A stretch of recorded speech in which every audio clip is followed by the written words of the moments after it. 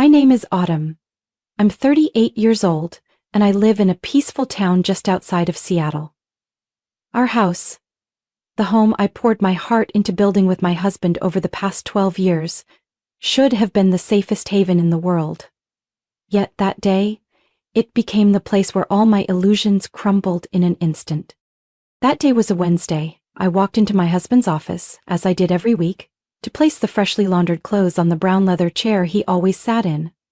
The afternoon sunlight streamed through the window, casting a glow on the desk that was always kept so coldly immaculate. And then, I saw it. A pristine white envelope, unsealed, sat squarely on the desk, as if daring me to look at it.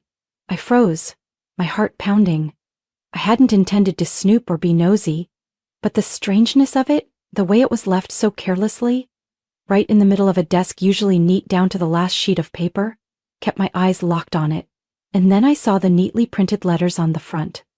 Autumn Carter. Not his handwriting, but soulless letters typed by a distant, foreign. I swallowed hard, my hand trembling slightly as I picked it up.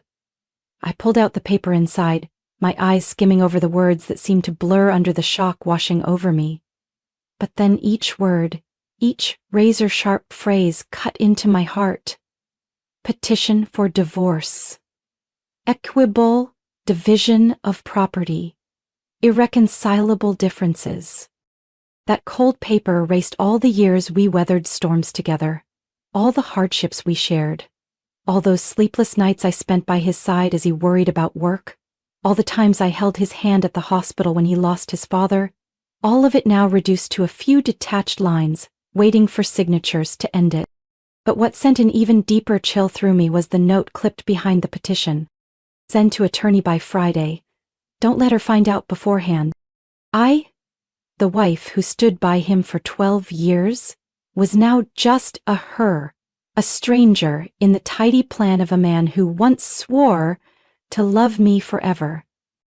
I stood frozen, my eyes glued to the words as if they could burn my hand. I must have stood there for a long time, because the sunlight had faded outside the window. Taking a deep breath, I carefully put everything back as it was, placing the envelope exactly where I'd found it. My hand felt ice cold as it touched the wooden desk. I quietly closed the office door. The soft click echoed like the closing of a chapter I wasn't ready to leave behind. Stepping out into the hallway, I leaned against the wall, listening to the wild thudding of my heart. Part of me wanted to scream, to call him right then and demand answers, but the other part, the part that had been hurt yet tried to stay strong, kept me rooted to the spot. I knew this wasn't the time to confront. This was the time to finally see the truth. In the familiar house, I suddenly felt as if I no longer belonged. And deep inside, a cold flame began to smolder. If this was the game he'd set up, I would not be the pawn quietly discarded as he planned. I drew a long breath as I opened the fridge, my hands still slightly shaky after what I'd just discovered. But I knew I had to stay calm. This wasn't the time for tears or anger to cloud my judgment. I told myself, Autumn, you have to make everything look perfect. Don't let anything show. I took out the ingredients Ryan, my husband, loved most. Fresh chicken, a few sprigs of rosemary I'd picked from the garden, just enough golden potatoes to roast until crisp. I prepared everything with care. Each slice of lemon, each drop of olive oil, as if it were part of a plan I hadn't yet fully formed. The table was set neatly. I placed 2 glasses of his favorite red wine, lit candles to make the space cozy. To anyone looking in, this would seem like just another romantic evening between a loving couple. I heard his car outside, the familiar engine sound echoing as it turned onto the maple-lined drive. My heart pounded, but my smile remained, the one I'd practiced all afternoon. When the door opened, his voice rang out with a naturalness that felt fake to me. I'm home, sweetheart. I turned, keeping my voice as gentle as ever. I've been waiting for you. Go wash up, dinner's ready. He came in, setting his keys and phone on the table by the door, shrugging off his coat with that tired air I now knew was just a mask. I watched every move, every glance. Those eyes that once made me feel safe now only held distance, something he thought I couldn't see. Dinner began in what seemed like normalcy. He complimented the food as if it came from the heart. "This roast chicken smells amazing. Were you planning to surprise me?" I smiled, looking him straight in the eye. "I just felt it's been a while since we had a real dinner together." He nodded, lifting his glass. "I appreciate that, Autumn." But his gaze didn't hold. His eyes kept flicking toward the phone face down on the side table. I didn't need to look to know what made him nervous. And then, just as I expected, the phone screen lit up. Though face down, the light reflected off the table enough for me to catch a glimpse of the name. A.L. My heart clenched, but I didn't let myself falter. I poured him more wine, my voice soft as a breeze. "Have a little more. I'm happy we have this time together tonight." Ryan gave a strained smile, a bit awkward, his eyes flicking to the phone again. "Sorry, work's been distracting me a lot lately." I gave a faint smile but said nothing. Inside I thought, "Work? Is AL part of your work too?" In the flickering candlelight I saw the tiny beads of sweat at his temple, though the room wasn't warm. He tried to act at ease, asking me about trivial things, the new neighbors, the flowers in the garden, plans for the weekend. But I knew his mind wasn't really here. I placed a piece of potato on his plate, my gaze as gentle as I could manage. "I hope you enjoy your meal. I want tonight to be just about us with no worries." His gaze searched my face as if trying to figure out whether I knew anything. I kept my gaze clear, without a trace of disturbance. He exhaled as if relieved to believe I was still the naive, trusting wife. We finished dinner and I got up to clear the plates. He picked up his phone, his fingers moving quickly as if trying to hide something. But I had already seen enough, and inside me the plan began to take clearer shape than ever before. That night, after Ryan had fallen into a deep sleep, I sat quietly by the window, watching the streetlight filter through the branches outside the porch. The crisp autumn breeze slipped through the crack in the window, but it wasn't as cold as the emptiness I felt inside. I knew I couldn't keep pretending. It was time to uncover the truth, bare and undeniable. I turned to look at Ryan. He lay there, his breathing steady, his face peaceful as if nothing in the world was worth worrying about. That man had once been my whole world. Now, he was the one I had to secretly investigate inside my own home. I picked up his laptop from the desk and rested it on my lap. The screen displayed the password prompt. My heart raced. I took a chance and typed in our wedding date, 0510. The day I once thought he would cherish forever. The screen lit up. I exhaled quietly. Maybe he didn't think I was clear-headed enough to try that.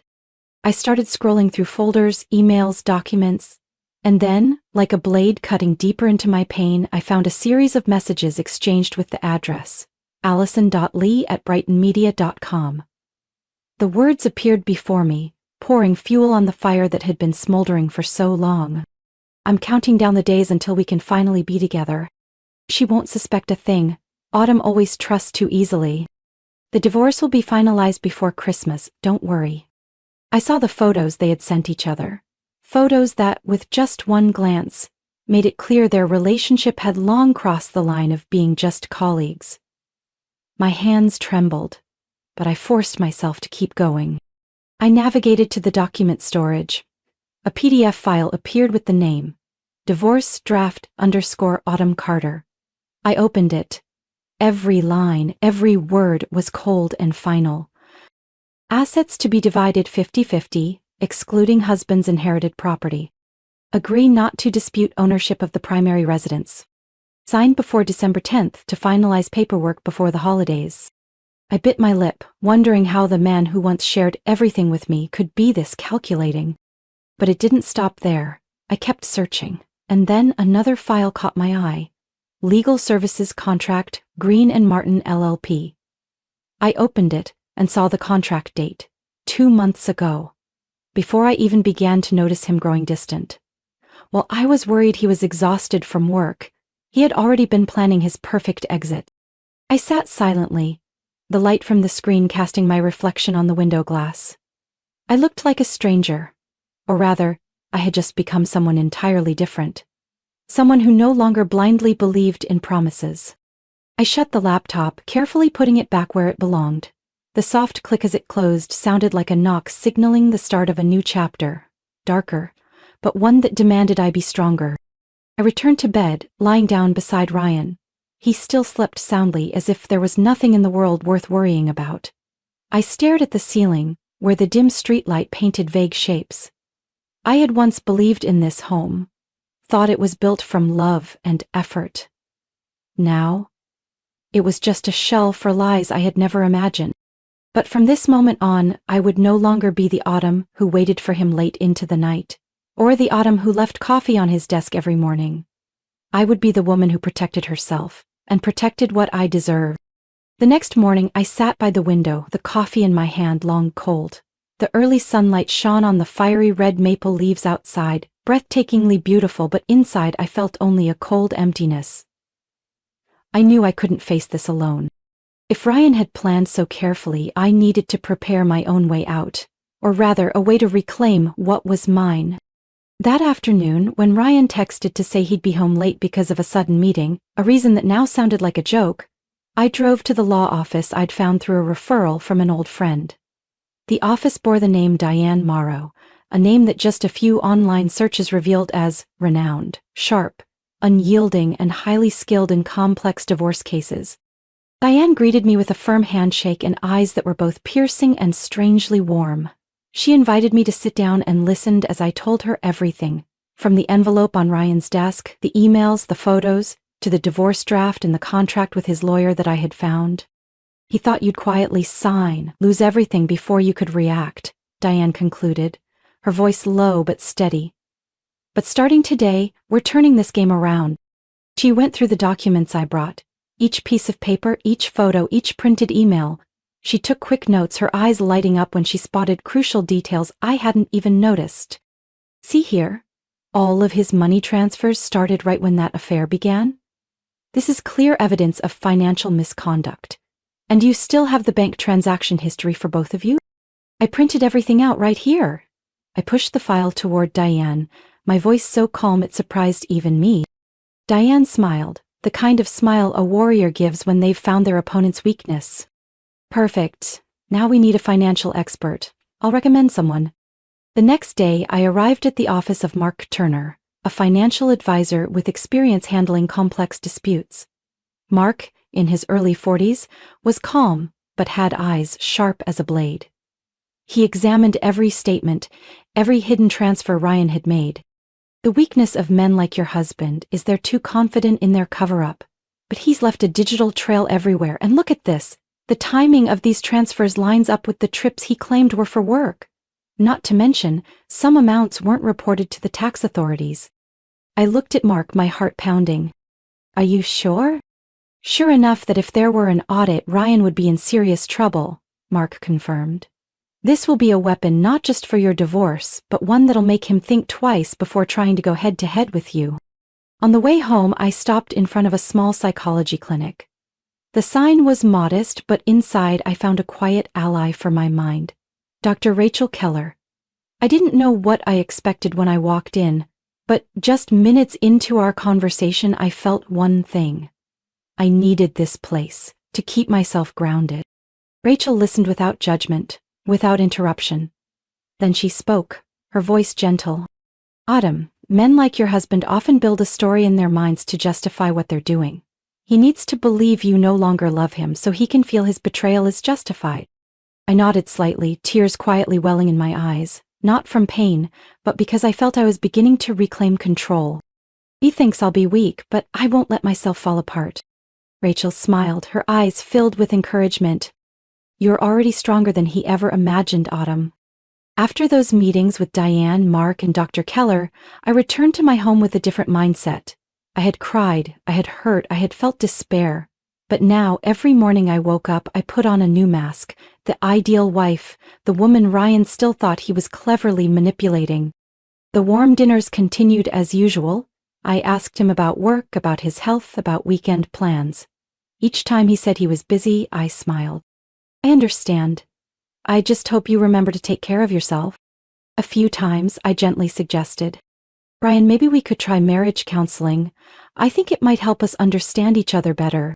Or, what do you think about driving to the beach this weekend? It's been so long since we had time just for us. He often looked briefly surprised, then declined with the usual reasons. The project at work is at a critical stage, sweetheart. Counseling, honey, we're fine. Don't worry so much.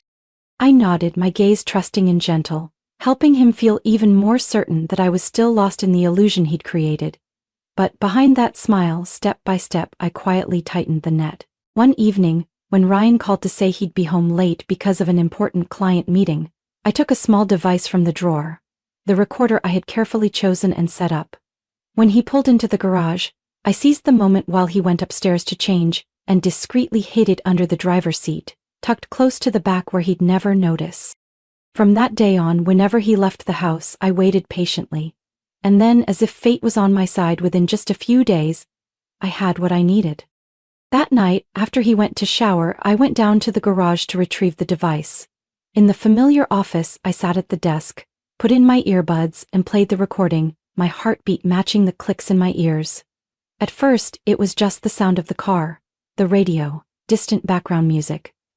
Then Ryan's voice came through, clear, without hesitation. "I'm counting down the days too, Allison. I promise you, once this is over, we'll finally be free. Don't worry, Autumn suspects nothing. She always trusts me completely." I closed my eyes, clenching my fist tight. Those words echoed in my mind like thunder on a freezing winter night. Allison's voice followed, tender but edged with impatience. "I just worry you'll lose your nerve and stall again. You know how long I've waited?" Ryan chuckled softly, a sound I hadn't heard him make for me in months. "I would never let you down. Everything's in motion, just a few more weeks." I removed the earbuds, taking a deep breath. What I had feared was now confirmed beyond doubt. No more feelings. No more guessing. This was the truth, bare and cruel. Just a few days after I listened to the full recording from the car, Ryan handed me a gift that couldn't have been sweeter for my plan. He came home on a Thursday evening, his face a little tense, but his voice still that familiar gentle tone. "Autumn, I have to go to Atlanta for 3 days. The project with the new partner needs me there in person. I know it's sudden, but this is an important opportunity." Atlanta.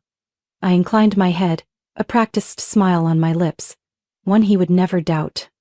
"I understand. Just take care of yourself and don't overwork."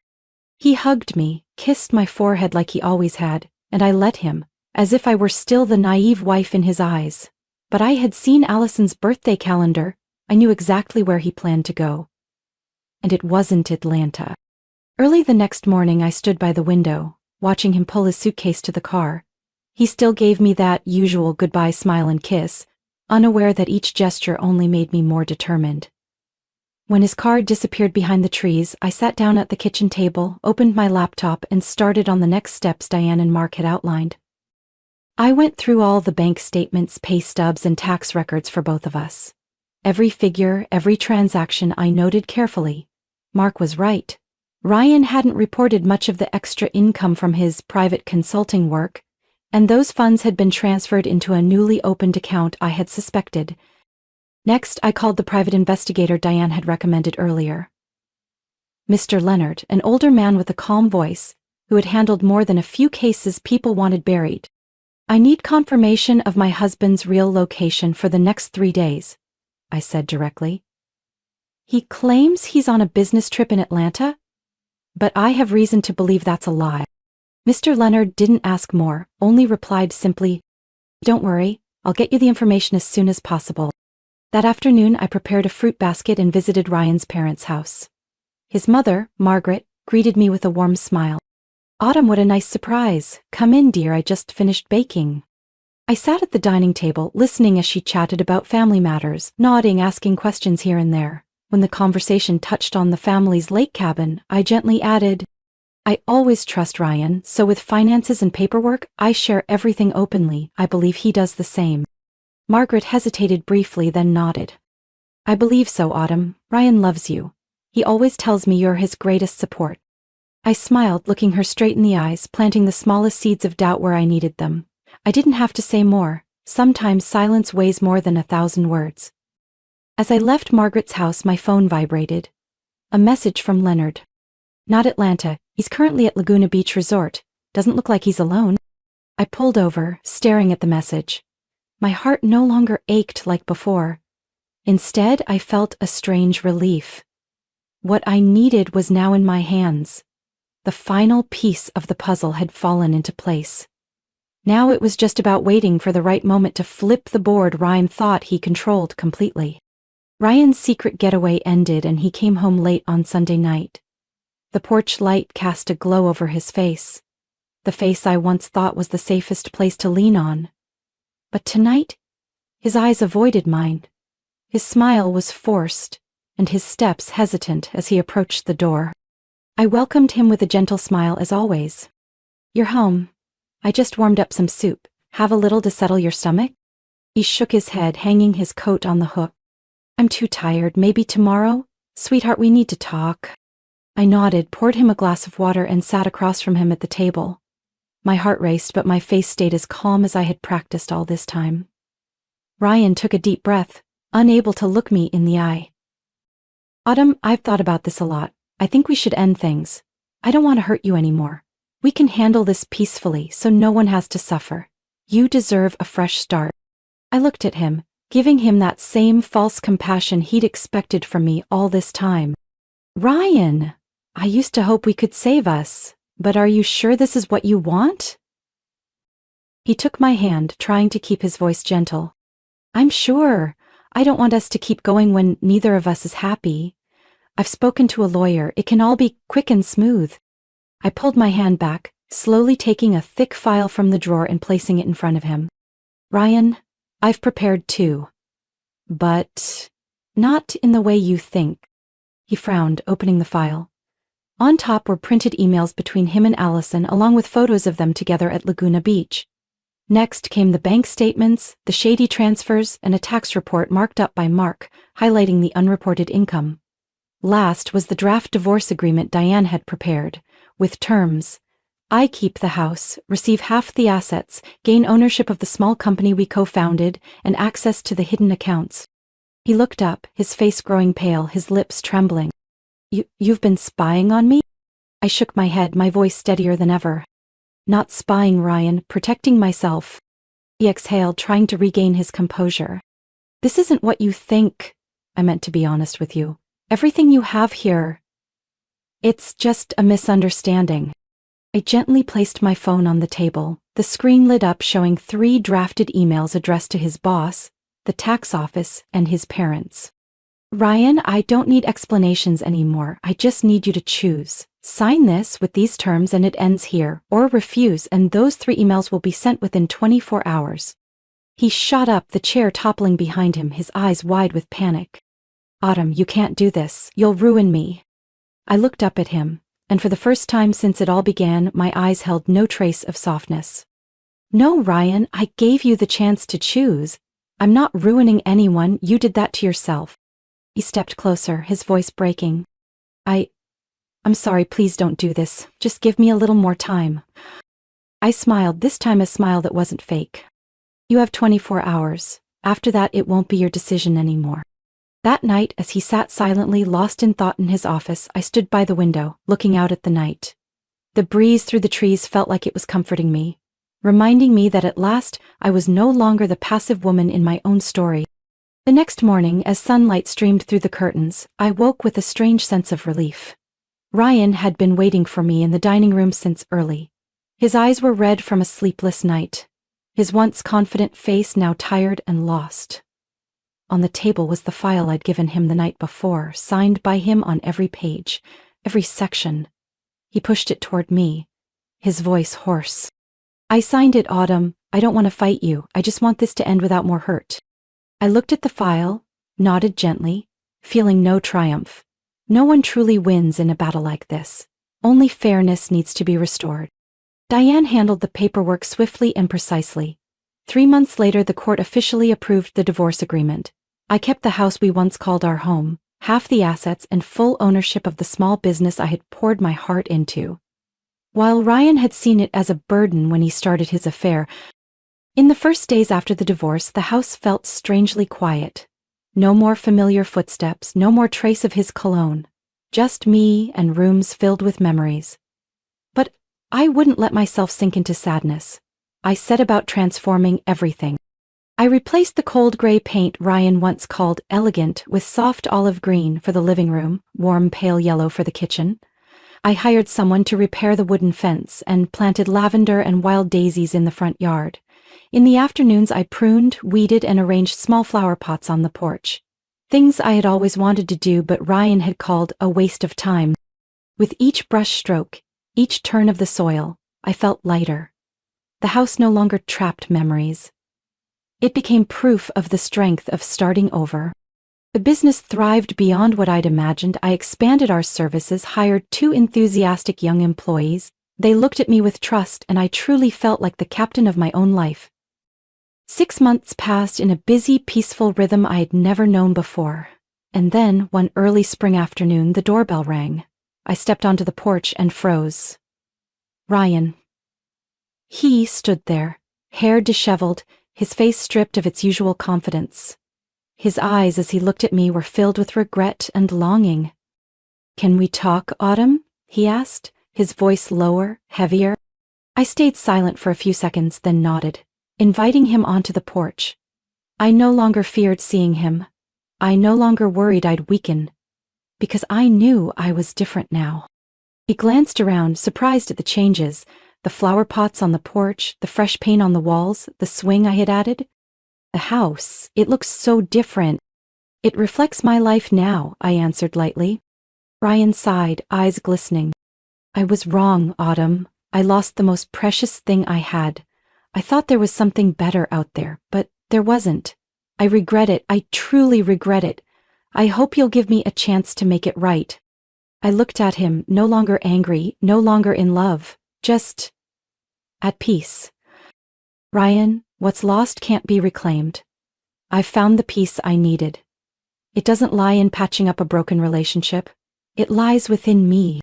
He lowered his head, said nothing more. When he turned to leave, I smiled gently, not out of triumph, but because I knew I had truly stepped into a new chapter. That evening, I sat on the swing, watching the sunset paint the sky with nameless shades. A deep gratitude filled me for what I had been through, for both the pain and the strength it had brought. I understood that betrayal isn't always an end. It can be the door to a new life, where I am in charge, no one else. My story, from a wife pushed into a corner, became a journey of rediscovering myself. I learned to stand tall after betrayal, to face the truth with strength and wisdom, not tears. Now, I live in my own home, with the peace and freedom I once thought lost. I know now that sometimes the deepest wounds open the way for us to take charge of our lives and happiness in our own way, no longer controlled by anyone else. What do you think about Autumn's story and her choice? What would you do in that situation? Leave your thoughts in the comments, and don't forget to follow the channel for more meaningful family stories to come.